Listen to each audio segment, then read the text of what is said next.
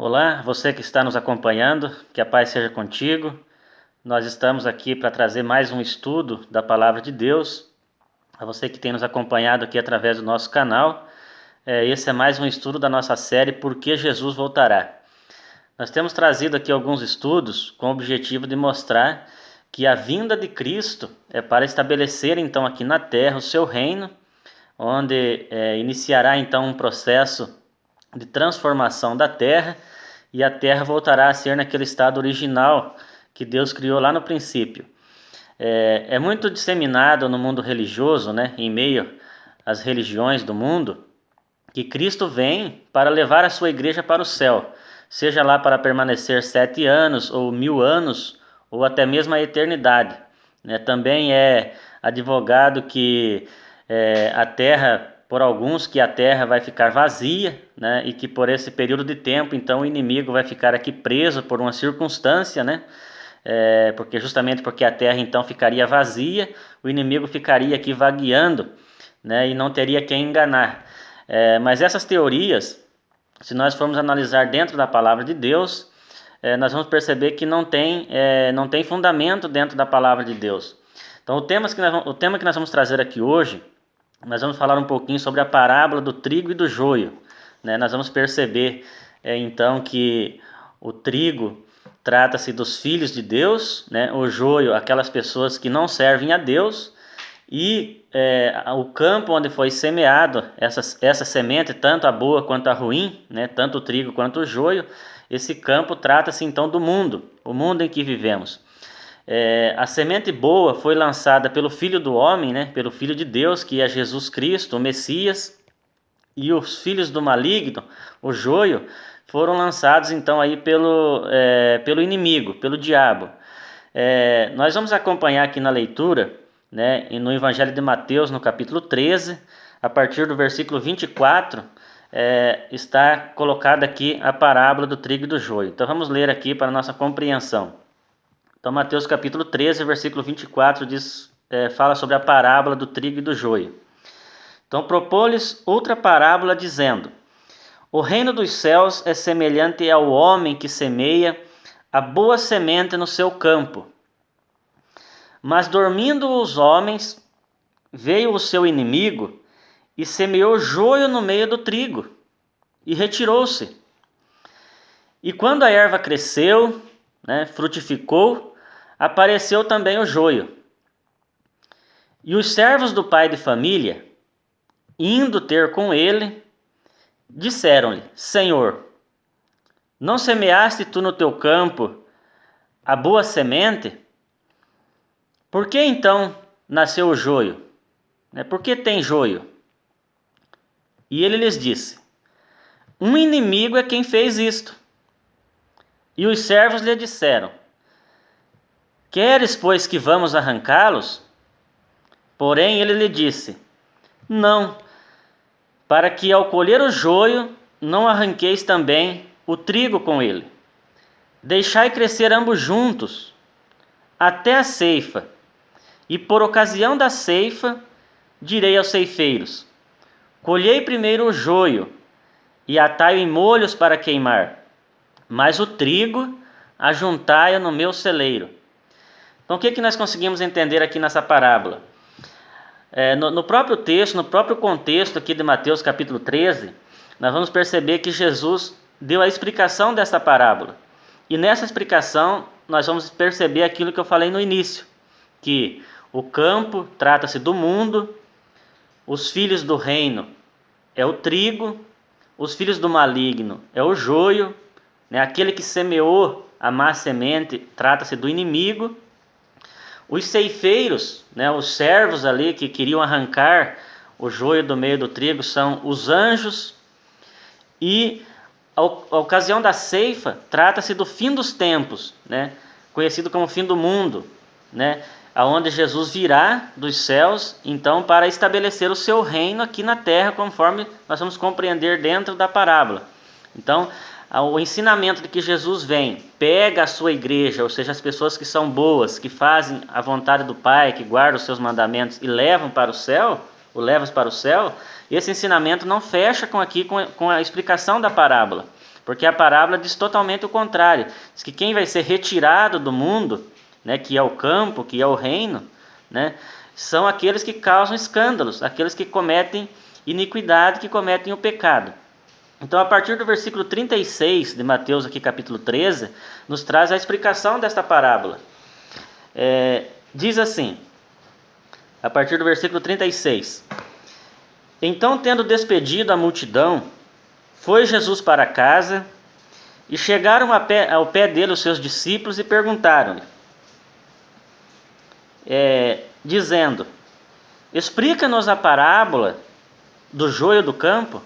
Então perceba que nem os discípulos ali haviam compreendido essa parábola, porque Jesus fez ali uma ilustração de um homem que semeou uma semente no seu campo. Essa semente era boa, porém veio um inimigo e semeou no meio daquela semente uma má semente, né? E os servos ali perguntaram para aquele pai de família se ele queria que fosse arrancado aquele joio do meio do trigo, e ele disse que não, que era para deixar lá para a ocasião da ceifa. Então iam ser arrancado o joio e ser queimado, né? Então eles também, os apóstolos também, os discípulos também não compreenderam, né, aquela parábola que Jesus havia colocado ali. E a partir do versículo 37, então, Jesus começa a mostrar qual o significado daquela parábola. E ele respondendo disse-lhes: O que semeia a boa semente é o Filho do Homem. Então, o que semeia a boa semente é Jesus, o Filho de Deus. No versículo 38, o campo é o mundo. Então, veja que o campo onde foi lançado, onde o Filho de Deus lançou essa semente é o mundo em que nós vivemos hoje. E a boa semente são os filhos do reino. São aqueles seguidores, aqueles que fazem a vontade de Deus, né, através de Jesus, que cumprem os seus mandamentos, guardam os seus mandamentos. E os joios são os filhos do maligno, aquele que não faz a vontade de Deus. No versículo 39, o inimigo que semeou é o diabo. O inimigo que semeou, colocou aquela má semente, é o diabo. E a ceifa é o fim do mundo. A ceifa é o fim do mundo. E os ceifeiros são os anjos. Os ceifeiros, aqueles servos que pediram para arrancar o joio do meio do trigo, são então os anjos. Versículo 40. Assim como o joio é colhido e queimado no fogo, presta atenção, assim como o joio é colhido e queimado no fogo, assim será na consumação deste mundo. Então, na consumação dos tempos, né, vai ser também o joio queimado. Versículo 41. Mandará o Filho do Homem os seus anjos, né, que eram aqueles ceifeiros que estavam na parábola, mandará o Filho do Homem os seus anjos, e eles colherão do seu reino. Então aqui está explicando o que é o reino. É o mundo. Então o reino de Deus trata-se exatamente aqui da terra, do mundo.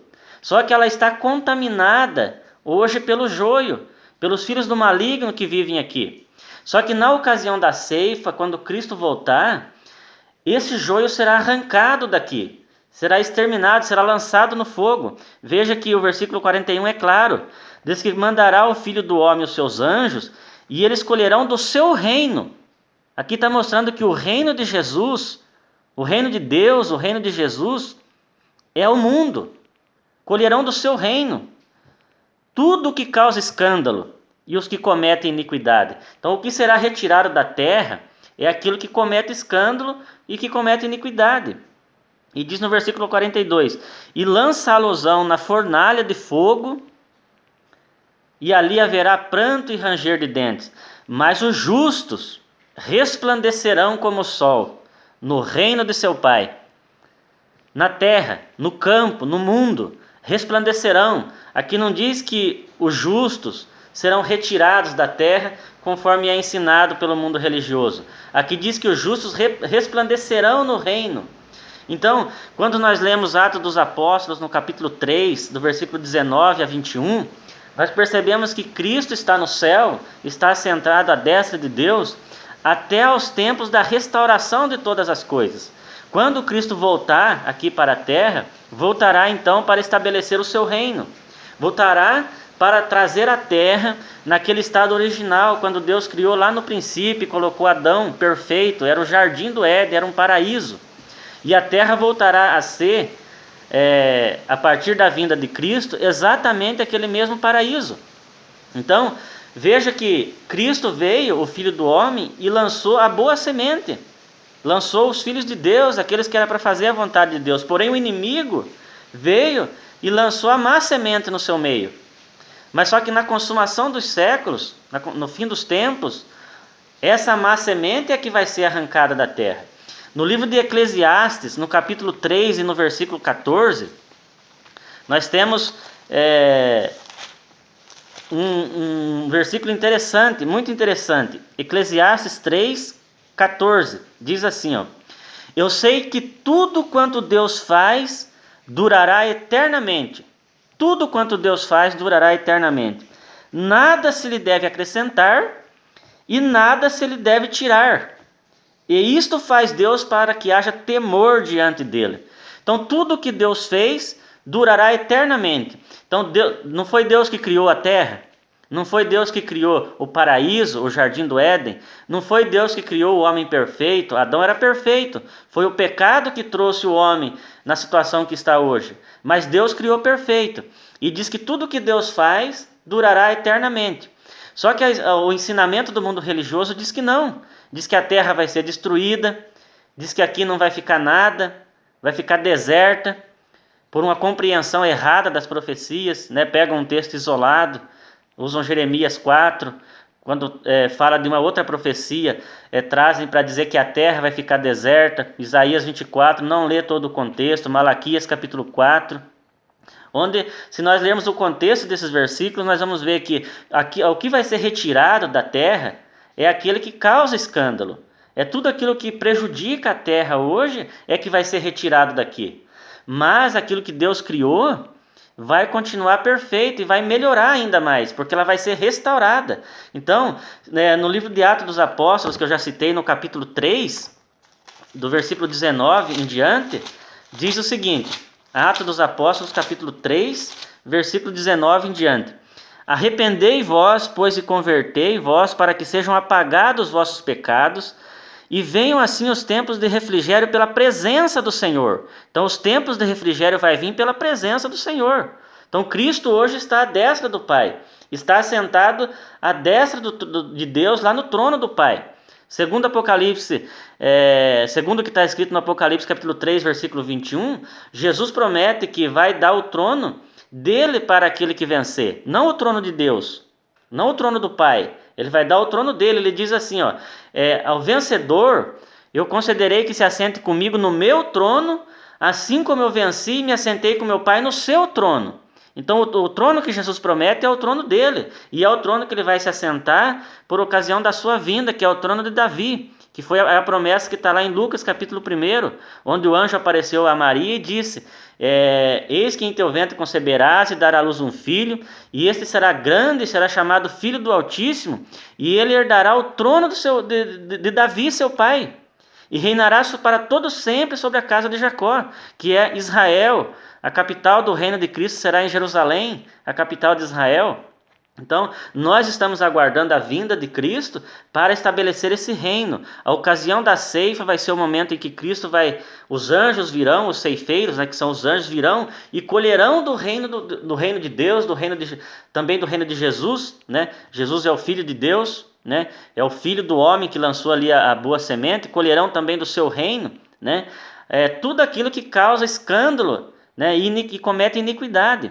Então, aqui no versículo 20, ainda diz de Atos capítulo 3, e ele envia Jesus Cristo, que já dantes foi pregado, o qual convém, no versículo 21, o qual convém que o céu contenha, até aos tempos da restauração de tudo, dos quais falou Deus pela boca de todos os seus santos profetas desde o princípio. Então nós aguardamos o tempo da restauração de todas as coisas, do qual Deus falou desde o princípio através dos seus profetas, dos santos profetas, falou através dos apóstolos, conforme nós estamos vendo aqui no Atos dos Apóstolos. Jesus ensinou isso, Mateus capítulo 5, versículo 5, que bem-aventurados os mansos, porque herdarão a terra. Provérbios capítulo 2, versículo 21 e 22, né, onde diz que aqueles que cometem pecados serão retirados da terra, mas aqueles que os mansos herdarão, continuarão, permanecerão aqui na terra. Então, se você se interessou por esse assunto, nós vamos estar trazendo mais estudos na sequência, e estamos aí tentando alcançar esse objetivo de mostrar para todos por que Jesus voltará. Então esse é mais um estudo da série Por que Jesus voltará. Que a paz seja convosco.